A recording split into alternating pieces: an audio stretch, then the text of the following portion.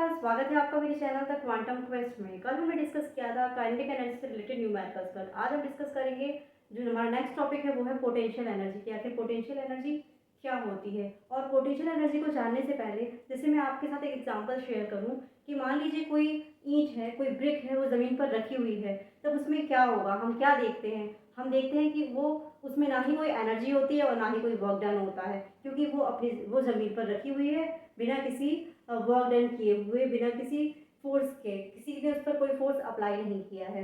तो जैसे कि मान लीजिए फॉर एग्जांपल के लिए ये एक बुक है, बुक आपकी मेज पर रखी हुई है। तो बुक मेज पर रखी हुई है तो क्या होगा, इसमें ना ही कोई एनर्जी होगी, ना कोई पोटेंशियल एनर्जी होगी, ना काइनेटिक एनर्जी होगी, ना ही इसमें कोई कहना चाहिए कि ना ही कोई इसमें फोर्स अप्लाई हो रहा है, तो ना ही कोई इसमें वर्क डन हो रहा है। लेकिन जब इसको हम क्या करेंगे, मेज से इसको उठाएंगे, इसको लिफ्ट करेंगे, तो इसमें क्या होगा, इसमें एक वर्क डन हो रहा है, हम कुछ फोर्स अप्लाई कर रहे हैं, तो इसमें वर्क डन हुआ और इसकी पोजीशन चेंज हो गई। इसको मेज से हमने अपने हाथ पर ले लिया, या उसको अदर जो हम एग्जांपल के लिए लें, जैसे कि फर्स्ट ड्रॉर में रखी है, सेकंड ड्रॉर में रख दिया, फिर हमने उसको, तो इसकी पोजीशन चेंज हो गई। तो इसमें क्या होगा, इसमें हमारी पोटेंशियल एनर्जी जनरेट होती है। पोटेंशियल एनर्जी के दो फॉर्म्स हैं। इसमें हम जानेंगे कि जो 9th क्लास का जो मेन टॉपिक है पोटेंशियल एनर्जी, इसमें हम डीपली आपको एक्सप्लेन करते हैं दो एनर्जीज के बारे में। पहला होता है gravitational potential energy and second होता है हमारा इलास्टिक पोटेंशियल एनर्जी। तो जो हमने अभी आपको एग्जाम्पल दिया ब्रिक का एंड बुक का, तो ये हमारा एग्जाम्पल आपको सेटिस्फाई करेगा ग्रेविटेशनल पोटेंशियल एनर्जी के लिए, क्योंकि इसमें क्या हो रहा है, ग्राउंड से हम इसको ऊपर उठा रहे हैं, ग्राउंड अबव टू ग्राउंड उठा रहे हैं। तो इसमें हमारा क्या लग जाएगा, ग्रेविटेशनल जो एक्सेलरेशन होता है, ग्रेविटी जो होती है, ग्रेविटी के थ्रू ही हम इसको क्या कर रहे हैं, अपलिफ्ट कर रहे हैं, इसको नीचे से ऊपर उठा रहे हैं।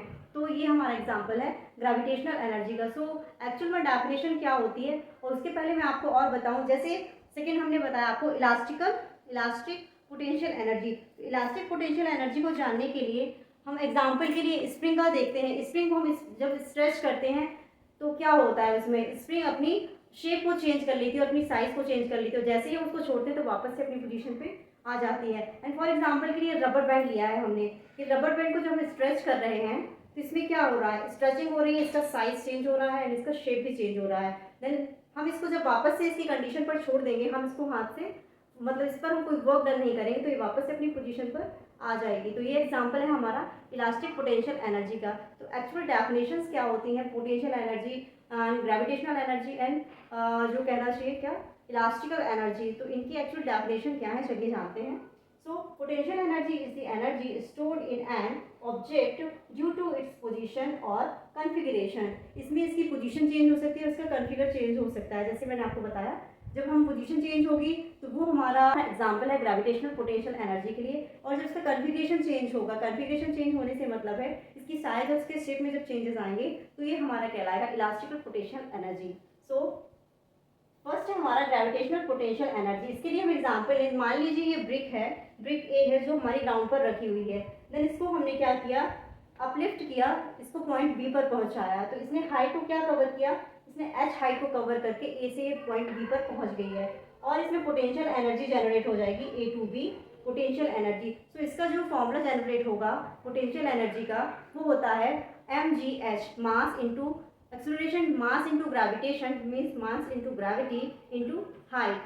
So potential energy equal mgh, where m is the mass of an object, g is the acceleration due to gravity and h is the height of an object.